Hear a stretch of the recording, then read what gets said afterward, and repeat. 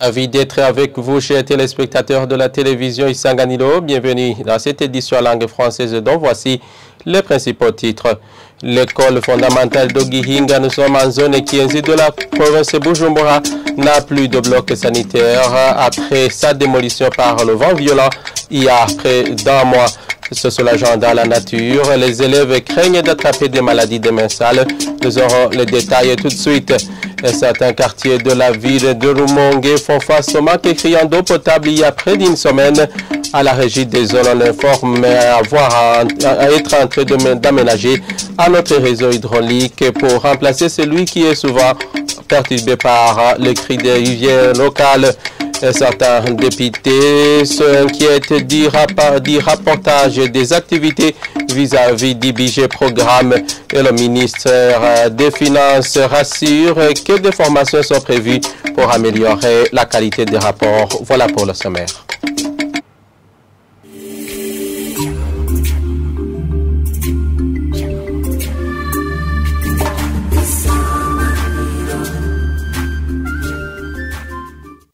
Je venais de vous le dire que l'école fondamentale d'Ogihinga, nous sommes en zone Kienzi de la province de Bujumbura, n'a plus de bloc sanitaire. Il y a presque un mois, les latrines qui existaient ont été démolies par des vents violents et les écoliers se soulageant dans la nature craignent d'attraper des maladies des mains sales, que ce soit les écoliers et les parents. Tous demandent aux âmes charitables de leur venir en aide pour que cette école soit dotée d'un nouveau bloc sanitaire. Le point avec Evariste Nzikobanyang.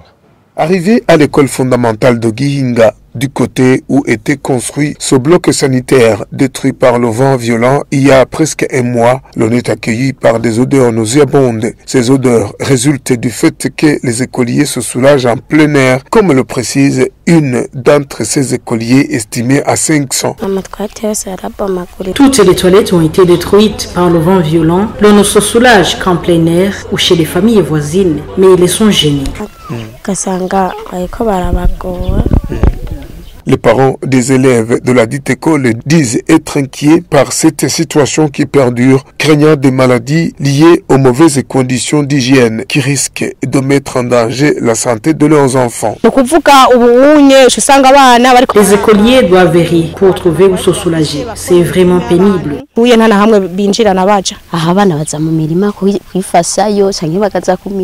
Nos enfants se soulagent dans les champs agricoles et leurs propriétaires s'indignent. Ceux des classes des premières années le font n'importe où. Les conséquences sont énormes. Nous craignons des maladies liées aux mauvaises conditions d'hygiène. Il y a la conjonctivite virale ces derniers jours. Il y a le choléra et la dysenterie qui risquent d'attraper nos enfants. Les odeurs nauséabondes constituent aussi une menace pour les voisins de l'école.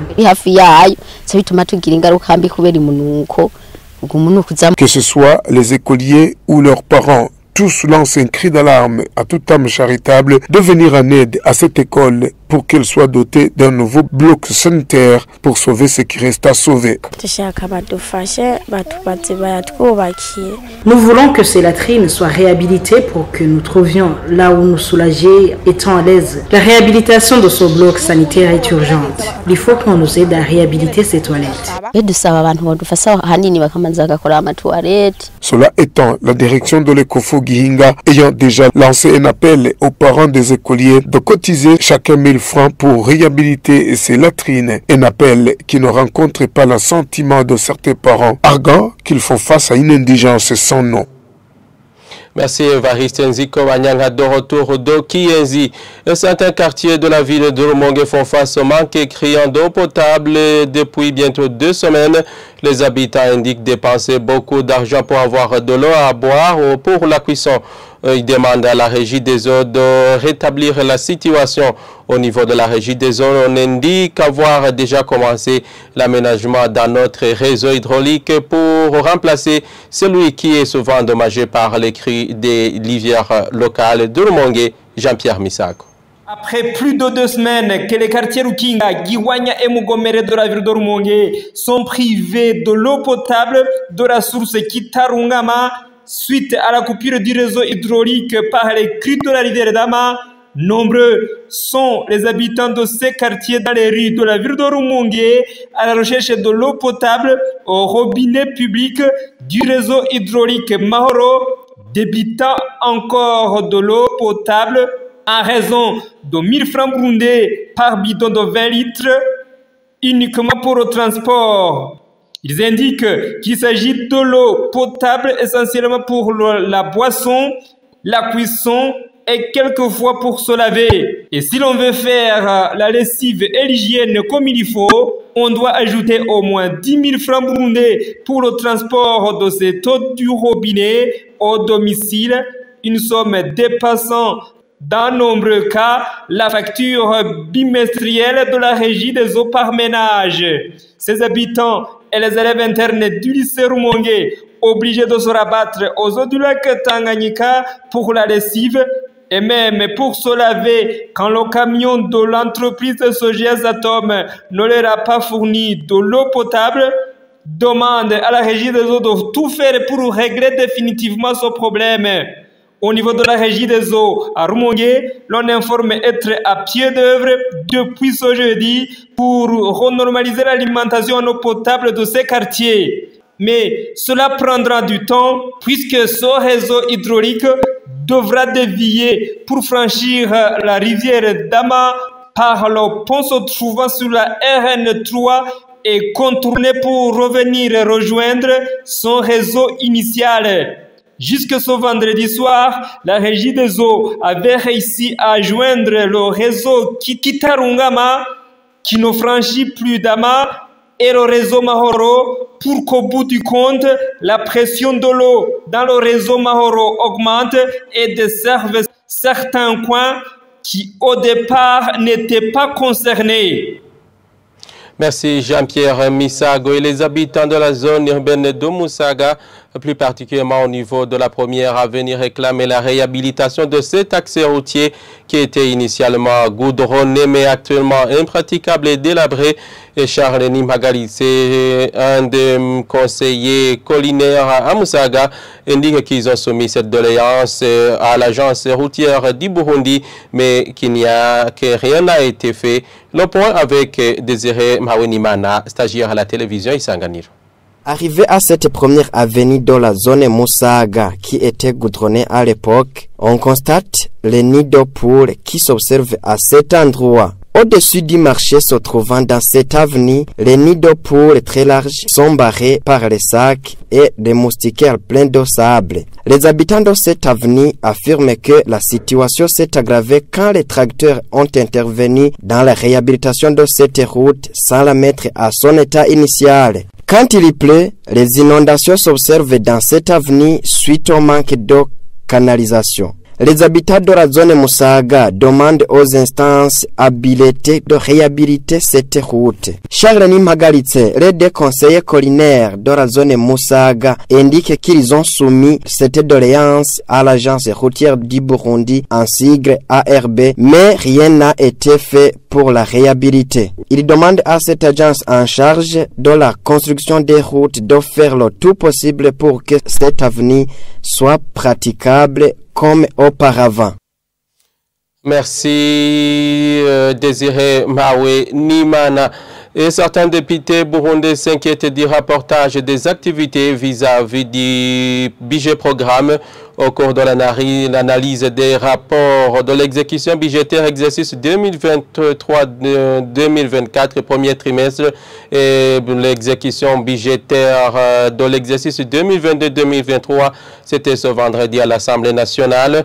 Le ministre des Finances, Audace Niyonzima, a rassuré que des formations sont prévues pour que de prochains rapports soient confectionnés sans erreur. N'est-ce pas, Mireille Kanyang?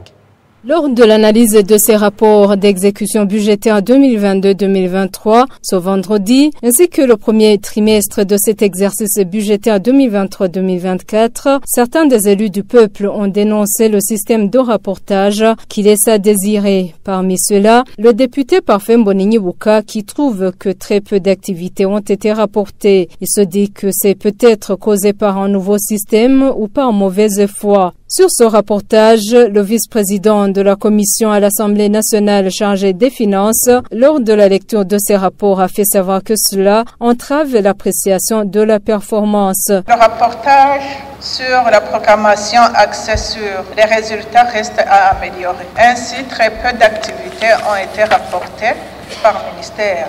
Il est difficile ainsi d'établir une corrélation entre le budget voté et les résultats atteints, ce qui entrave l'appréciation de la performance programmatique pour différents ministères et institutions. Sur ce, Audace Niyonzima, ministre des Finances, a tranquillisé les députés, mais il reconnaît qu'il y a eu des problèmes. Pour les prochains rapports, martèle-t-il, les rapports d'exécution budgétaire seront transparents. Il promet que des formations vont être organisées pour y remédier, qu'il faudra stabiliser les équipes en charge de la planification, de la gestion et suivi-évaluation au sein de toutes les institutions et ministères et qu'il faut également accélérer la digitalisation des finances publiques et services publics.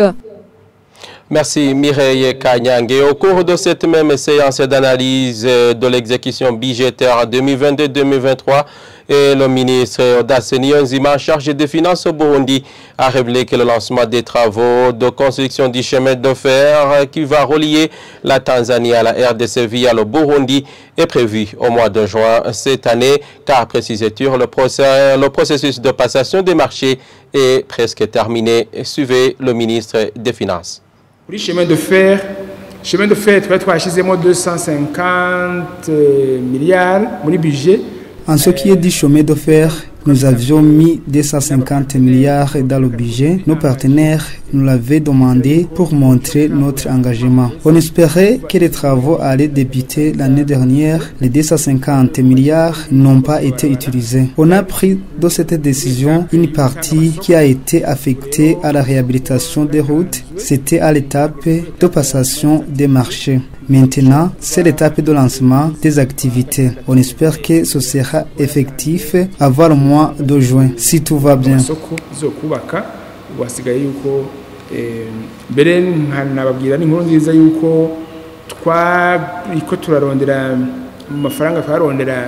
Je vous annonce qu'on cherchait auprès de la BAD près de 100 millions de dollars. Ça a été difficile d'en avoir, mais le don va s'ajouter à son montant prévu dans le budget, c'est-à-dire les 250 milliards. Le conseil d'administration de la BAD l'a finalement approuvé. Donc, il n'y a plus de problème pour le démarrage des travaux.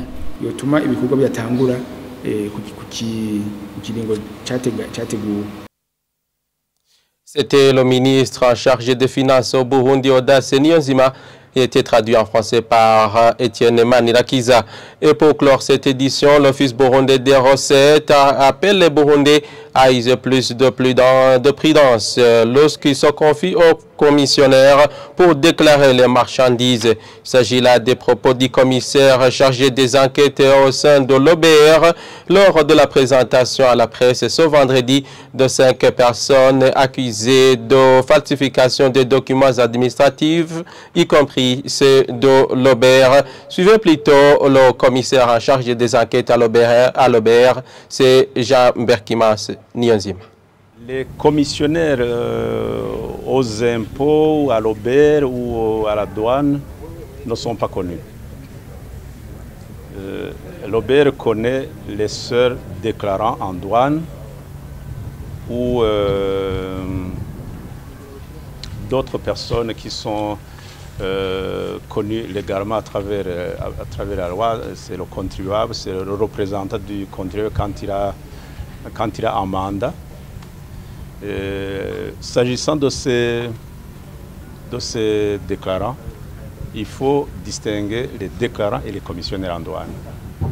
Les commissionnaires en douane, on en parle, mais ils n'ont aucun statut. Ce sont des gens qui peut-être travaillent illégalement. Mais je vais vous expliquer ce qui est des déclarants en douane. Les déclarants en douane sont des entités reconnues par la loi, qui sont d'ailleurs validées chaque année. Il y a une liste qui est établie chaque année. Et ceux qui se sont méconduits au courant de l'année sont exclus de cette liste. Et à titre d'exemple, le déclarant dont on vient de vous parler, s'il est avéré ce qu'il a fait, et d'ailleurs il reconnaît avoir commis les faits, et celui-là devrait être rayé d'office. Mais les déclarants travaillent de manière, je dirais, officielle. Si un importateur ou un exportateur sollicite le service d'un déclarant qui est connu par Robert, il dialogue de manière professionnelle avec l'Obert jusqu'à l'aboutissement, jusqu'à la conclusion du dossier, jusqu'au paiement des droits et taxes qui doivent être collectés. Ce sont donc les personnes qui sont reconnues. Quant aux commissionnaires, ce ne sont pas des personnes connues par la loi. C'est la raison pour laquelle quand ils sont attrapés, ils sont punis conformément à la loi. C'était Jean-Berkimas Niyonzima, il est commissaire en charge des enquêtes au niveau de l'Office burundais des recettes Obert. Point final à cette édition, merci de l'avoir suivi et ne tournez pas de chaîne, nos programmes continuent.